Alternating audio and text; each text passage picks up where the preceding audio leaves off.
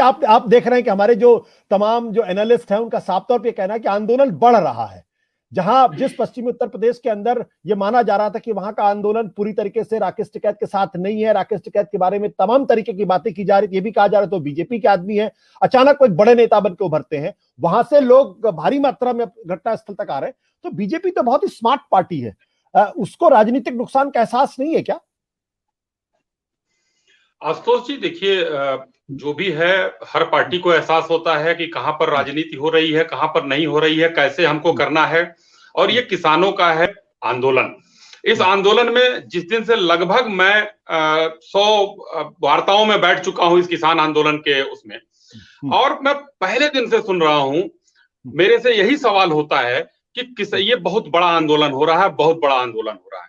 लेकिन आज अभी तक जो हमारे सारे प्रबुद्ध यहाँ पर जो है पैनलिस्ट बैठे हुए हैं, 3-4 चीजें आई हैं सब लोगों में। पहला तो पुलिस प्रशासन ने 26 जनवरी पर सवाल उठाया गया कि पुलिस प्रशासन क्या कर रहा था।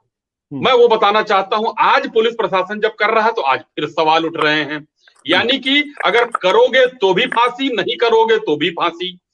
एक पहला। दूसरा, विनोद जी ने अभी कहा कि क्या इस तरह का आंदोलन जो है हमने देखा नहीं देखा। उस महेंद्र सिंह टिकैत जी का विनोद जी ने अभी जिक्र किया।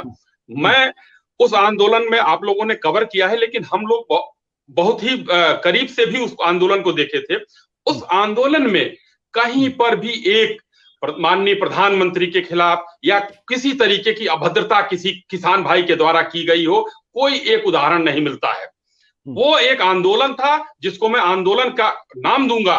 और आज माननीय महेंद्र सिंह टिकैत जी नहीं है हम लोगों के बीच में, तो उनके जो लड़के हैं उन लोगों ने किस तरीके की भाषा प्रयोग की आज सुनने में आया। उन्होंने कई बार कहा सरकार को बैठना पड़ेगा, लठ लेकर आओ, ट्रैक्टर हम वहां चलाएंगे। उन लोगों ने संसद घेरने की बात की।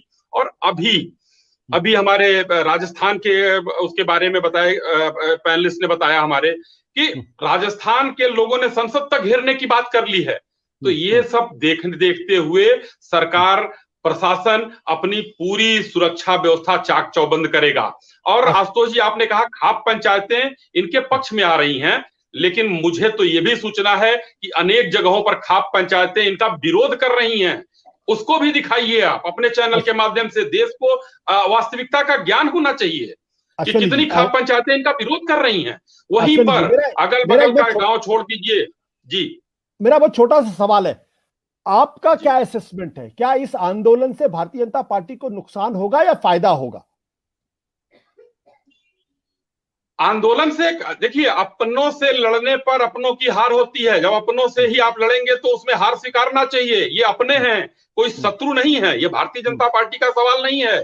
ये हार और जीत यहाँ पर हमको नहीं, न जीतना है, न इनको हमको हराना है, न इनको हारना है हमको। यहाँ पर ये हमारे 135 करोड़ लोगों के बीच के लोग हैं। इनको किसी तरीके से जो बरगलाए गए हैं राजनीतिक दलों के लोगों का आज नंगा चेहरा सामने आ गया। पहले लोग पर्दे के पीछे से कर रहे थे, अब अखिलेश यादव भी फोन कर रहे हैं, संजय राउत भी आ गए आज किसानों के खारखुआ होकर। आज तक खेती उन्होंने कभी मैंने नहीं सुना उन पर कुछ कहीं। केजरीवाल जी भी एक तरफ बिल फाड़ते हैं, एक तरफ बिल पास करते हैं। वो भी शौचालय बनवाने चले गए मनीष सिसोदिया जी। तो इन लोगों का चेहरा जो है उजागर हो गया है। राहुल गांधी तो एकदम नंगे हो चुके हैं। उनको कहने की जरूरत ही नहीं है। आज इन लोगों का आंदोलन शुरू से था, मौका नहीं था कुछ। एक किसान आंदोलन के नाम पर एक मुद्दा मिला था कि वहां पर सरकार का विरोध किया जा सके। आज खुलकर आ गए लोग सामने।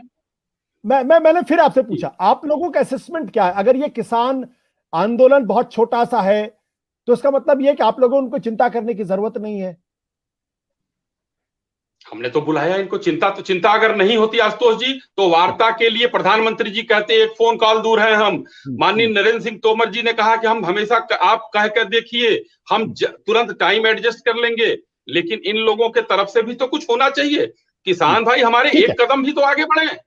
ठीक है, ठीक है।